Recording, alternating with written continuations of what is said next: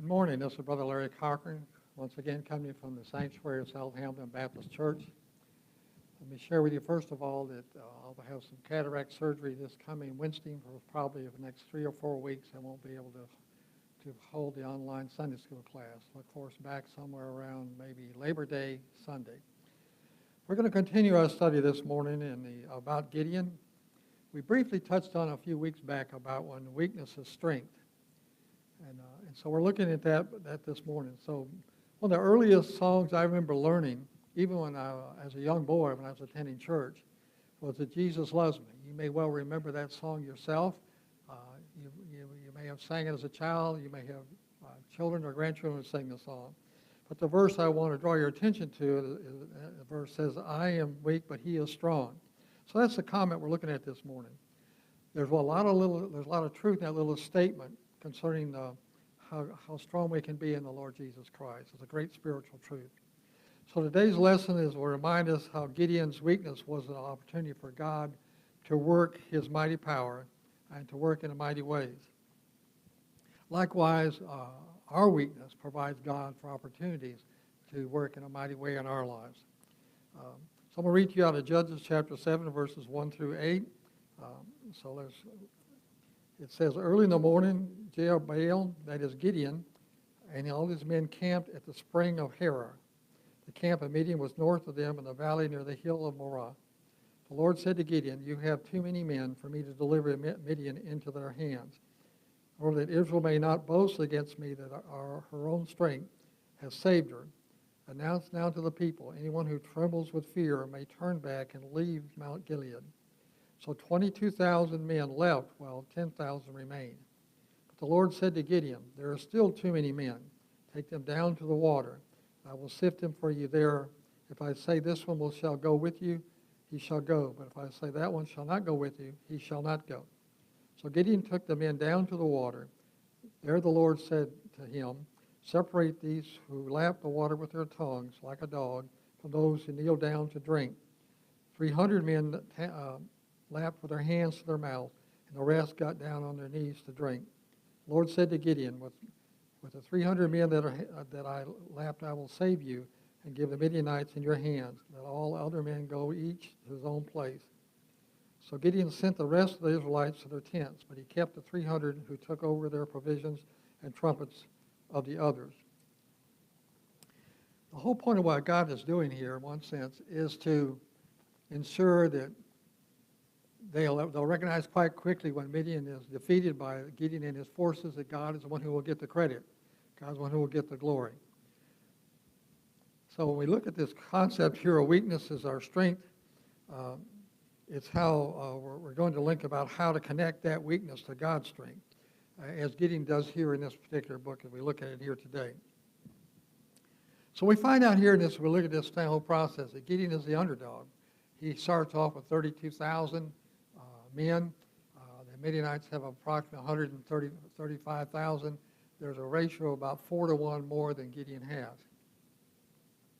And so no matter how you look at this whole process, they're outnumbered.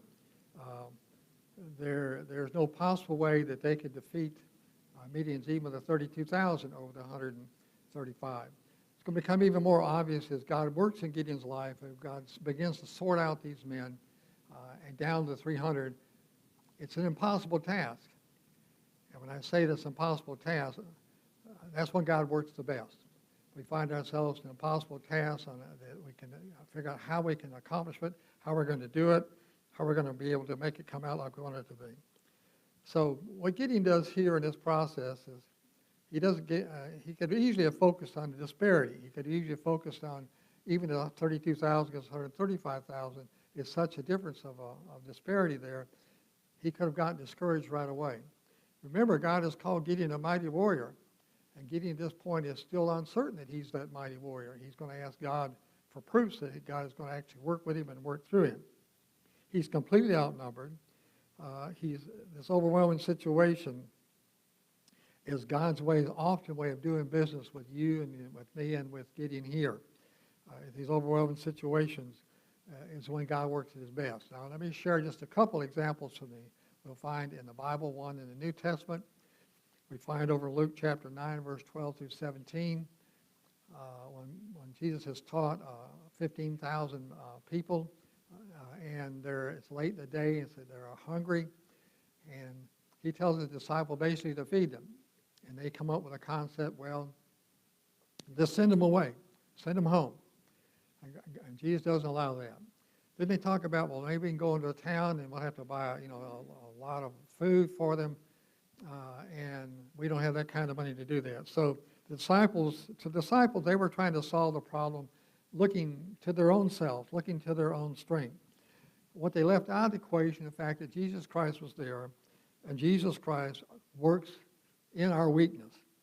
So when you read the whole story of Luke chapter 9, verse 12 through 17, that's where you have the story about the 5 loaves and the 2 fishes and how Christ uses those 5 loaves and 2 fishes and then blessing it and disciples carry it out.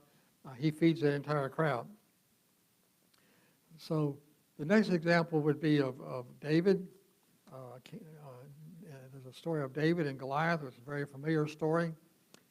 David shows up at the war there. Israel is fighting. His brothers are there. He's gone to see them, going to take provisions to them. And he hears Goliath despairing the God of Israel and Israel itself. And David, in his strength in God, he's weak in himself, picks up 5 smooth stones. And of course, one of those stones ends up killing Goliath. So there's 2 great examples of when they're at their weakest, they're at their strongest. So that's over in 1 Samuel chapter 17, verses 23 through 25. So what the disciples were doing were not focusing on the real answer light in Jesus Christ. They were focusing on the problem that was before them and how they might solve the issue. We often find ourselves as believers looking at a problem that's an oversurmountable problem, perhaps an impossible problem, an impossible situation. Something terrible is going wrong, well, health-wise, job-wise, family-wise, and we're trying to figure out how to solve it with our own strength and our own wisdom.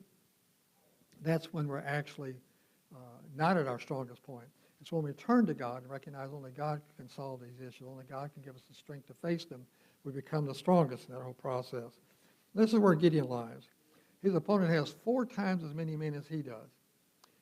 And he's already wondering how in the world is he going to defeat this great number of army with just a small number of his own men. So what Gideon's going to find out, and which I hope you found out, which I found out in my life across these last, since 1975, we find out when less is more with God. When we have less, we seem to have, we have over surmounting odds we are able to challenge or to defeat. That less becomes more with God. And so we look at the whole process again. The spiritual amnesia that Gideon had is the same kind of amnesia that we have sometimes have. We look at this. They didn't remember how God had worked in his lives, the lives of the nation. He had already challenged God about God had forgotten them, God had abandoned them, and of course God hadn't done that. So God works in our lives in that same way. When we turn to ourselves and look for our own strength, we're not strong. And Gideon turned to himself in his own strength. He was not strong. So he needed to trust in God and trust in all that God was about to say and to face that day and that tomorrow day. So that was a problem for Israel. They had forgotten what God had done. They had forgotten the great things that God had done. God had accomplished great things on their behalf. Always access into the land, feeding the people in the land, bless them throughout the entire time that they served the Lord until they found themselves wandering away and serving the false gods of Canaan.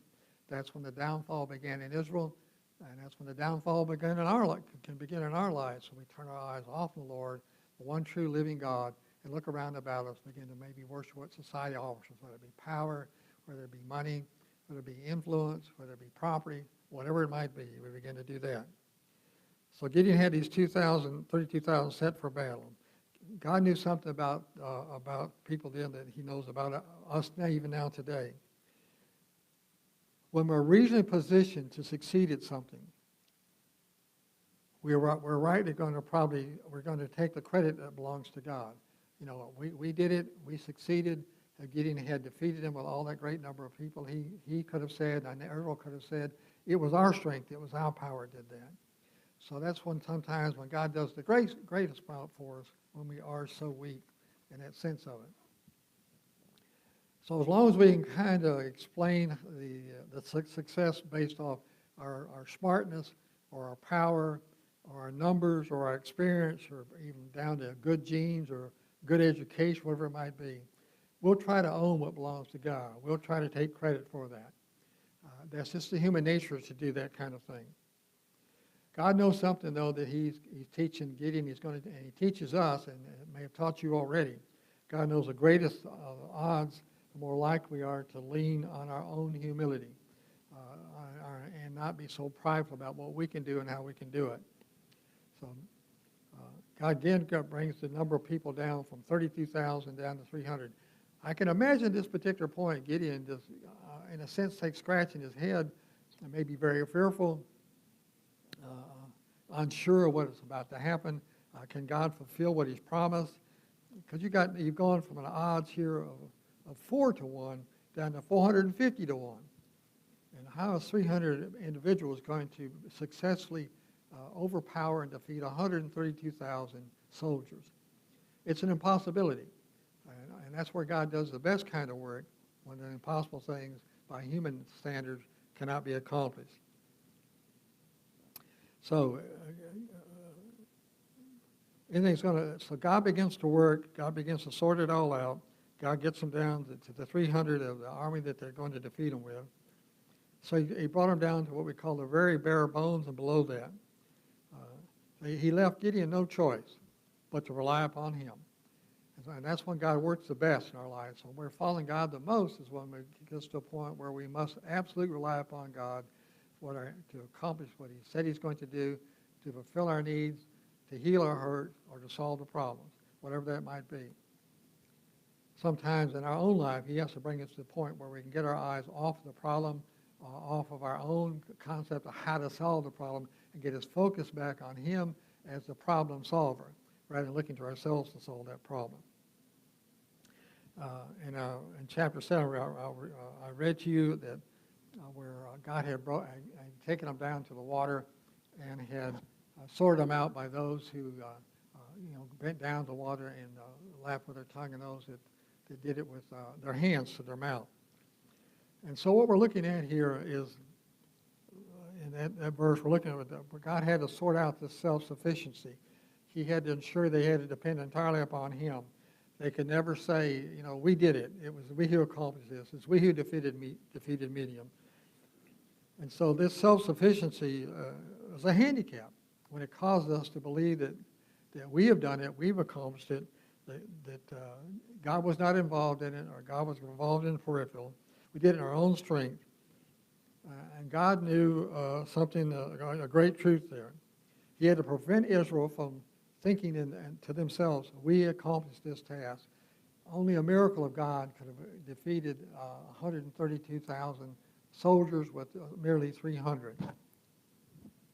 I can tell you my years in the military, I'm a retired military. One thing you learn in the military quite quickly is that one of the great things that makes an army the strongest outside of materials and training is, in a sense of high positive morale in the Army. That morale is very high, and there's a firm belief in the leaders and a firm belief in the training, and morale is very high. It's a very strong weapon in the soldier arsenal to help him face the battle, look, in a sense, death in the eye, and do the task he's been trained to do. And so one of the things that can cause the army to quickly dissipate is fear, panic-stricken fear.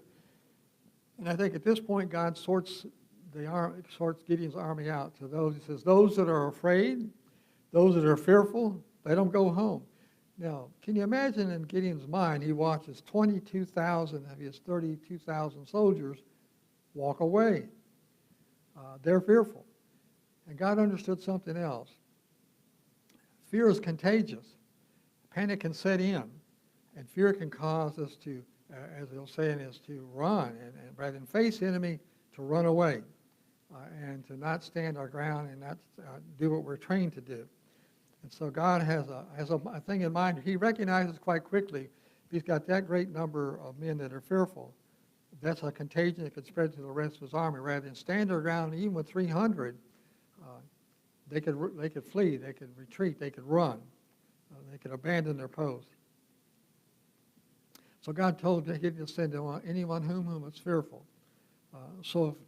And we find that played out when Gideon goes with his 300 men with the trumpets and the clay pots and the torches and surround the Midianite camp and blow the trumpet and break the clay pots, and 300 men surround the camp with these torches burning. What you find there in further on in chapter 8, in 7, in the later part of 7 and 8, is the Midianites turned on one another. They were so fearful, they were so panic-stricken in their ranks, and in panic and fear, the Midianites began to turn on each other and begin to kill each other off. So, and it's really a kind of a comical situation here. Although Gideon's army was involved in the battle, I'm sure involved in the combat, but a great number of the Midianite enemies were killed by each other. In their panic and in their fear, God used that against them.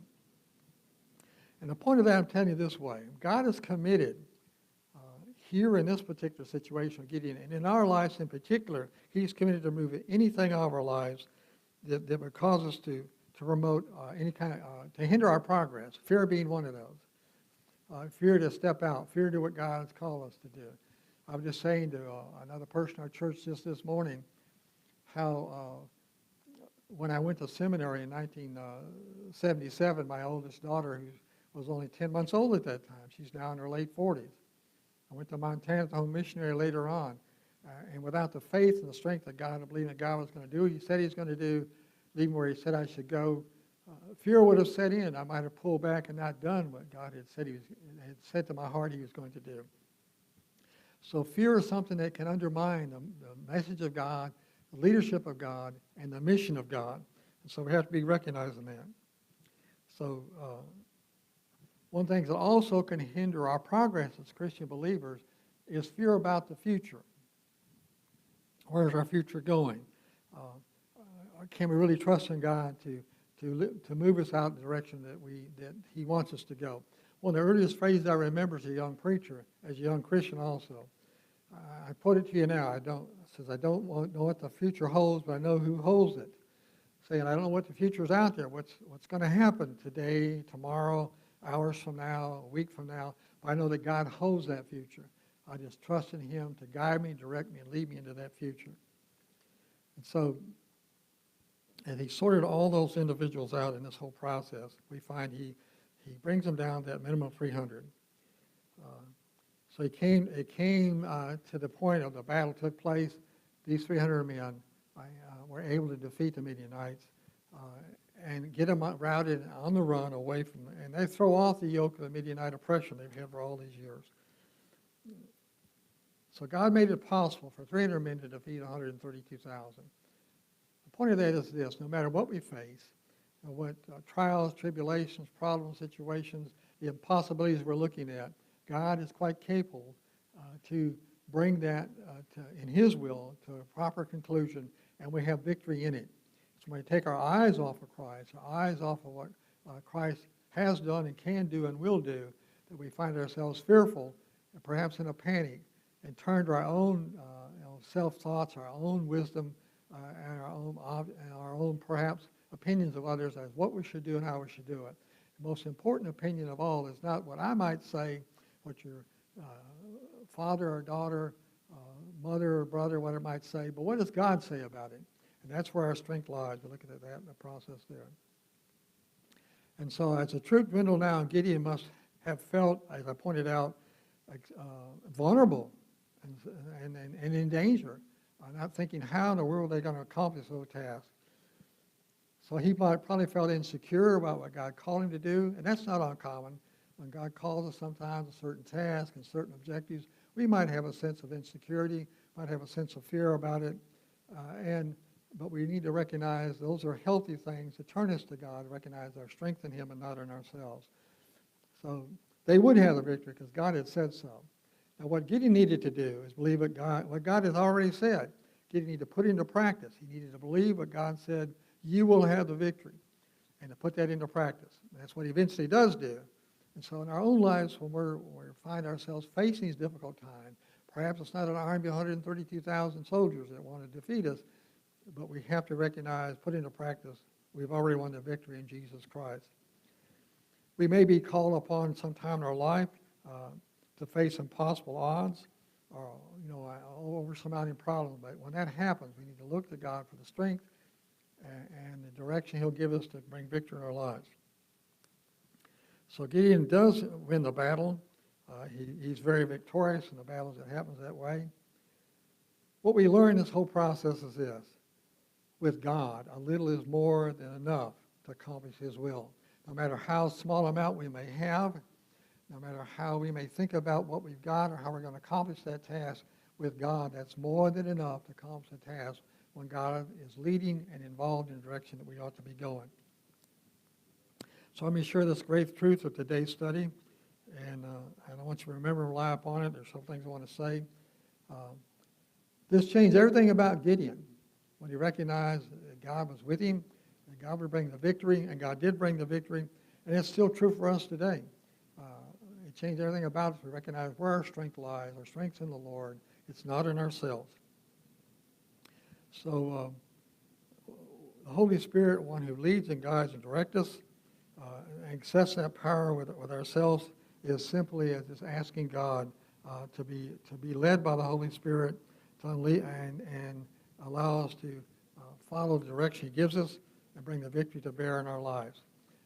So that remember this morning as you go across this week, your strength does not lie in yourself. Recognize in a sense some people of our society see weakness as a negative concept, a negative characteristic. But in Christianity, weakness is positive. It's positive because it turns us to look in the face of God. It turns us to look in the direction God will lead us. It turns us to depend upon God to be all that we can be and should be in Jesus Christ. I thank you this morning for tuning in, and have a God-blessed day.